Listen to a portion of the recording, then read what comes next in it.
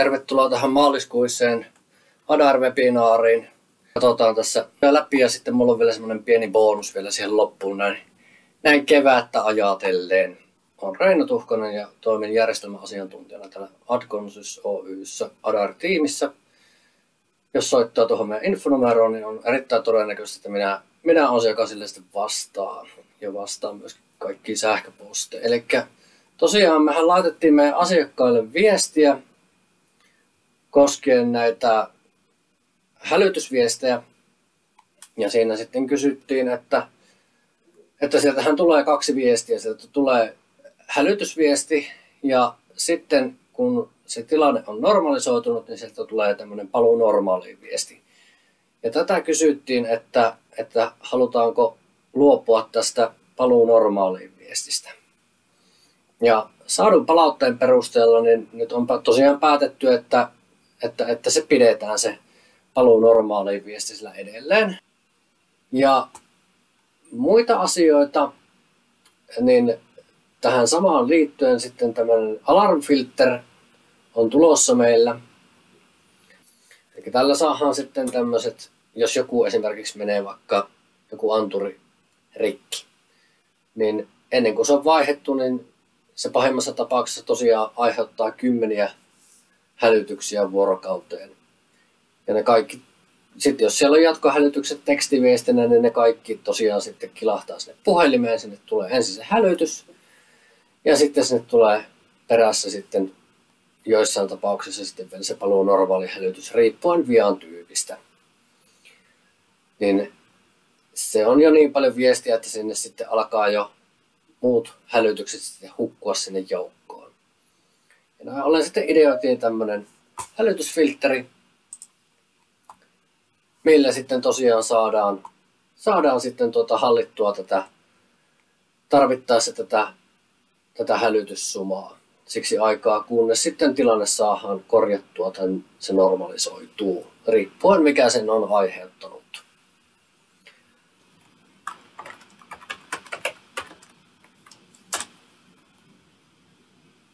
No niin. Näin, eli nyt se lataa siihen tuon aloitussivun. Siinä hetki menee. Noin. Ja nythän meillä tässä kohteessa tietysti, minä tuossa kävin aikaisemmin tässä vakoilemassa tätä kohdetta ja katsomassa, että täällä varmasti on kaikki niin, että tästä voidaan lähteä esittelemään ja demomaan asioita. Niin nyt tosiaan, tässähän nyt on näitä hälytyksiä muutama kappale meillä heti tarjolla. Ja muistutellaan sitten vielä noista väreistä, eli nyt kun se on tämmöinen vihreä ja se tässä roikkuu tässä linjalla tai tässä listalla, niin se tarkoittaa sitä, että tilanne on normaali, mutta se jää kuitenkin tosiaan tähän listalle se hälytys, että se sitten ei tavallaan pääse hiipimään siellä taustalla. Eli kaikki hälytykset jää tähän tällä tavalla nähtäväksi, vaikka tilanne olisi jo normalisoitunutkin. Nyt sitten mitä tässä kohtaa nyt sitten, jos on punainen, niin silloinhan se on aktiivinen hälytys. Ja sitten jos on semmoinen harmaa kautta musta tuo kellonkuva tuossa, niin silloin se tarkoittaa sitä, että se on hälytys, jota on kuitattu, mutta se on edelleen aktiivinen. Ja täältähän tosiaan näkee sitten, että mikä se tavallaan se viimeisin viesti tältä kyseiseltä hälytykseltä on ollut, eli näissä tapauksissa paluu normaaliin. Ja tuosta näkyy myös tuo pisteen tila normaali.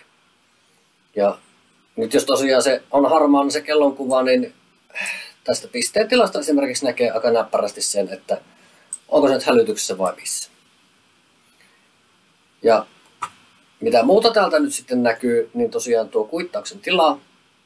Tässä demokohteessa nyt tuo tuloilma on 9456 kertaa hälyttänyt ja ei ole kertaakaan sitä kuitattu. Ja sitten näkyy tuo hälytysluokka, eli tässä tapauksessa on tuommoinen vikaluokka, eli meillä on käytännössä vikahuolto, kiireellinen on ne luokat, ja kiireelliset tosiaan menee jatkoon. Ja niin kuin aiemmin tuossa tosiaan sanoin, niin sitten nekeille tulee sitten nämä jatkohälytykset tekstiviestillä tai sähköpostiin, niin sieltä tulee aina 2 viestiä, eli viesti silloin, kun se menee hälytykselle. Ja sitten kun se palaa normaaliksi, niin tulee se paluu normaaliin viesti sitten lisäksi.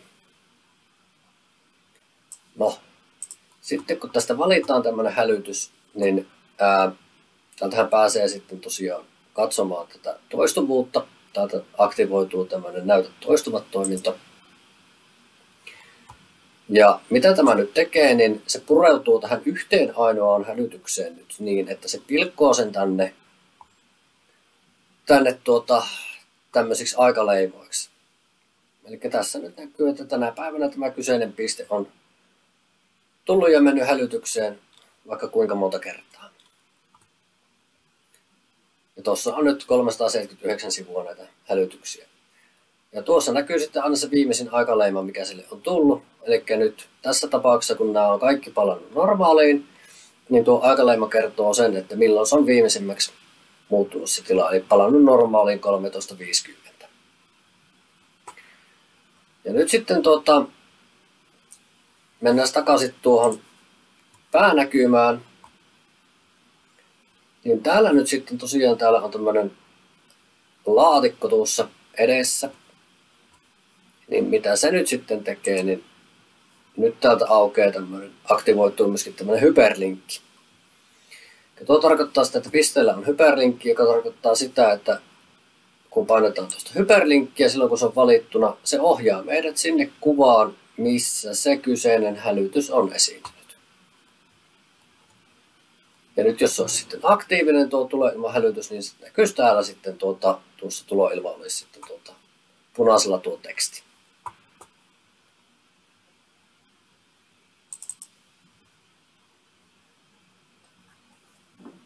Sitten nuo muut välilehdet tosiaan tässä, niin järjestelmähälytykset liittyy siihen, että jos siellä on esimerkiksi yhteiskatkoksia, niin silloin ne hälytykset tulee tänne. Ja jatkohälytykset välisivulle taas suodattuu pelkästään ne hälytykset, mitkä on luokkaa kiireellinen. Eli ne, mitkä sitten myös laitetaan jatkoon.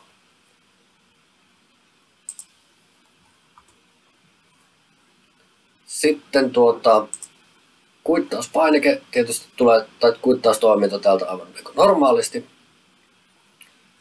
Eli täältä pääsee kuittaamaan tuosta painikkeesta tai sitten hiiren oikealla näppäimellä, kun painaa tuosta päältä, niin tulee nämä samat toiminnot täältä sitten esiin. Ja nyt sitten vielä yksi semmoinen, mikä kannattaa varmaan käydä läpi, niin on toi muistiinpanot. Eli nyt jos on useita käyttäjiä, niin tänne voi tosiaan tehdä muistiinpanoja tänne hälytyksen alle, ja ne pysyy siellä tallessa niin kauan kuin se kyseinen hälytys tässä listalla pysyy, tai sitä kukaan kuitannut pois. Eli nyt jos on vaikka aktiivinen hälytys, ja päivystysvuorossa on joku, ja se tutkii sitä hälytystä, ja katsoo kelloa, että aha, päivystysvuoro loppuu, ja mä en sitä seuraavaa kaveria näe, niin se voi jättää tänne sitten tosiaan muistiinpanon, että mitä havaintoja hän esimerkiksi siinä on tehnyt. Nyt tässä tapauksessa, kun tämä oli verkosto, niin tänne voitaisiin vaikka kirjoittaa, että painetta nostettu. Näin. Ja nyt hyvin pienellä näkyy, että tuonne tuli tuommoinen pieni merkki, joka kielii siitä, että nyt siellä on muistiinpano. Ja nyt se seuraava kaveri sitten, kun se tuplaklikkaa tätä, niin täältä löytyy sitten muistiinpanot kohta, ja täällä näkyy sitten, että tämmöinen demokäyttäjä on jättänyt tämmöisen kommentin tänne, että painetta on nostettu. Eli se näkyy myös, kuka sen on jättänyt ja milloin sen muistiinpanon sinne.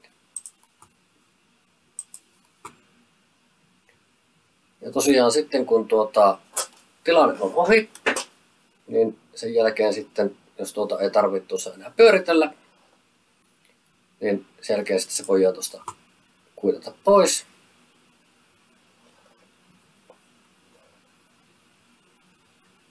Ja sitten se poistuu tästä listalta.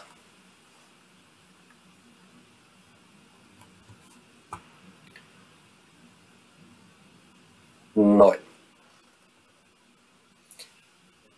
Sitten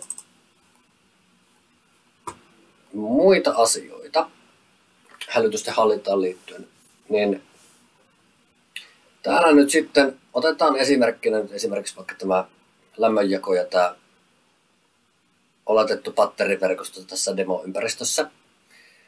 Niin tosiaan täällä mitataan tätä painetta ja täällähän nyt sitten näkyy hienosti, että meidän yläraja on 2 baaria ja alaraja on 0,6 baaria.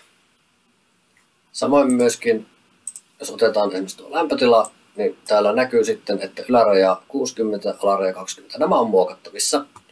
Samoin täältä voidaan myöskin vaimentaa tätä hälytystä. Ja hälytysviivettä voidaan säätää. Ja täällä näkyy sitten näitä hälytyskertoja, jos sellaisia on ollut. Hälytysluokka näkyy. Hälytysluokkaa ei voi täältä. Tässä näköjään voi muuttaa. Niin mutta nämä on kaikki käytännössä niin tässä muokattavissa kyllä. Ja no itse asiassa se ei ole muokattavissa, koska nyt mulla on niin paljon oikeuksia tänne, että se sen takia mulle antaa siihen muokkausoikeuden, mutta oikeasti sillä ei ole muokkausoikeutta tuolle luokalle. Mutta joo, näitä tosiaan saa tältä muutettua. Ja nyt sitten ajattelin, että simuloidaan tässä nyt vielä sitten tommoinen tilanne. Meillä on 1,2 baaria mittaus. Mä nyt satun tietämään, että täällä ei minkäännäköistä hystereesiä sillä ole. Tuohon kun laitetaan 1 baari tallenna, niin hyvin pitkälti tulee painehälytys samaan tietoon. Ja nyt sitten, jos mennään katsomaan tänne listalle, tässä valitettavasti aina hetki kestää, koska se hakee aika isosta poolista tätä hälytysmassaa. Niin tänne se on nyt sitten tosiaan ilmestynyt, kyllä, 2 kappaletta. Ja johtuu siitä, että meillä on sekä tämmöinen verkostopainehälytyspiste että myöskin mittauspisteen hälytys erikseen.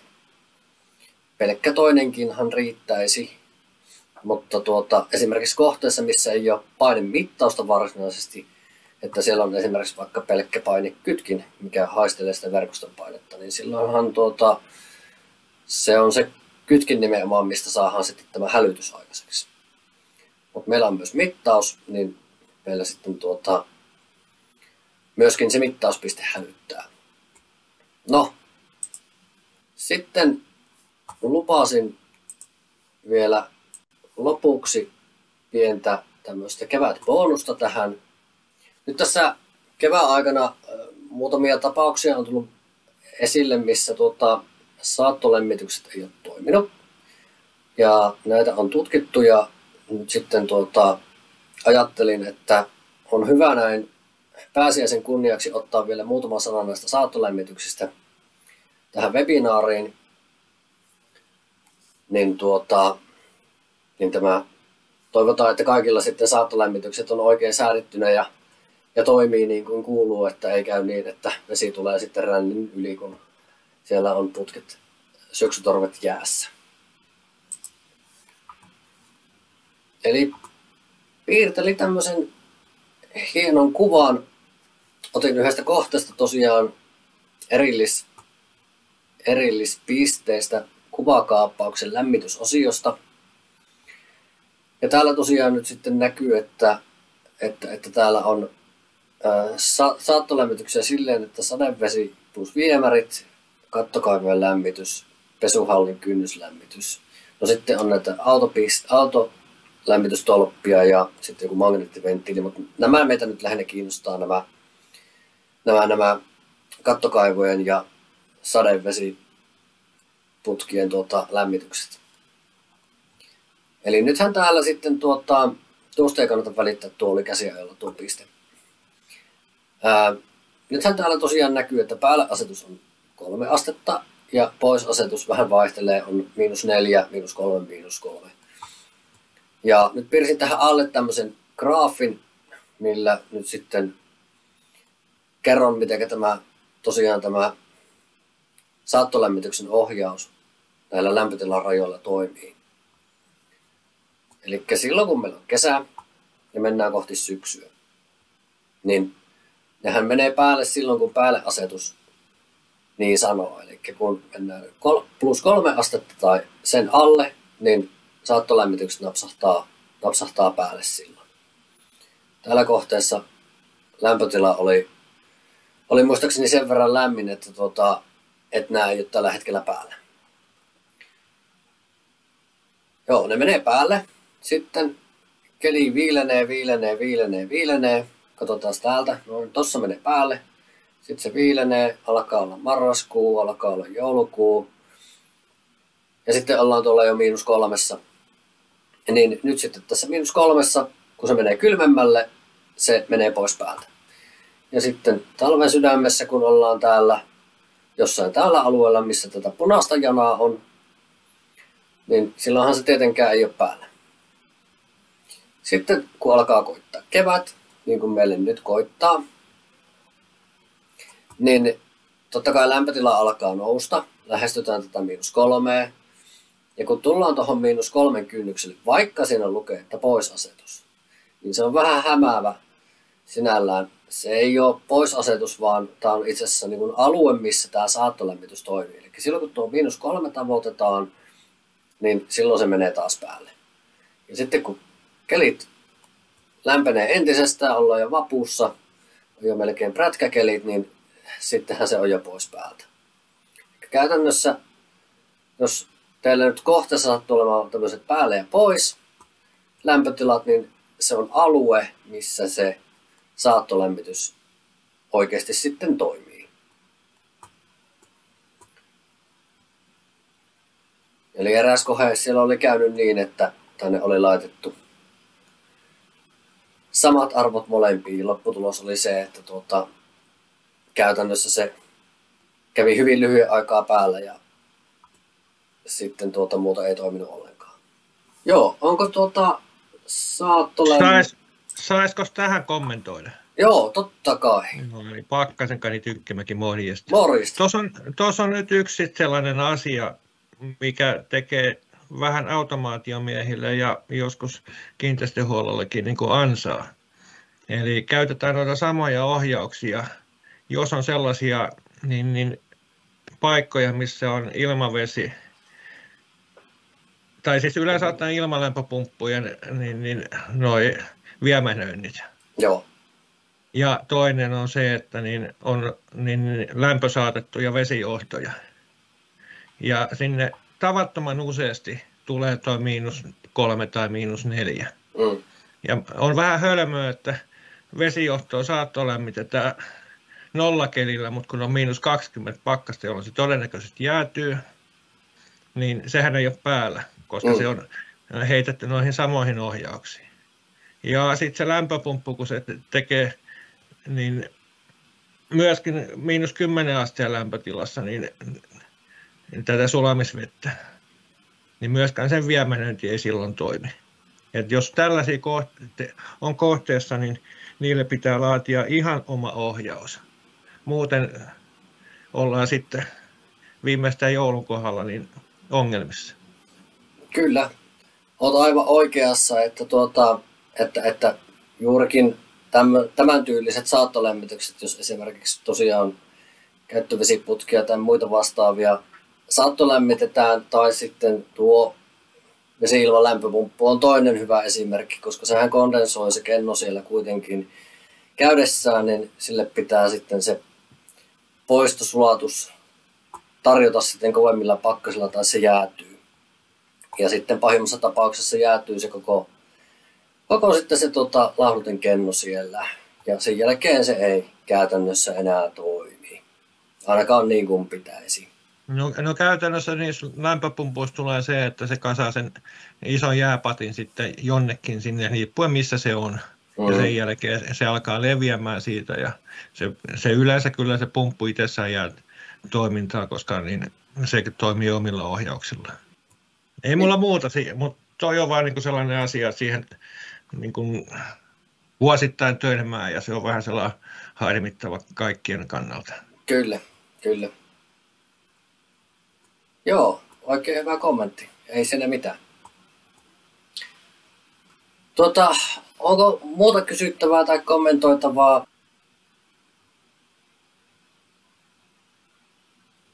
Jos ei, niin minä en pidättele ketään tässä sen pidempään. Tämäkin webinaari tosiaan tulee sitten editoituna tuonne meidän Adarin YouTube-sivulle sitten. Ja ei mitään, minun puolesta kaikille oikein hyvää kevättä ja palataanpa seuraavassa webinaarissa sitten. Kiitoksia. Kiitos.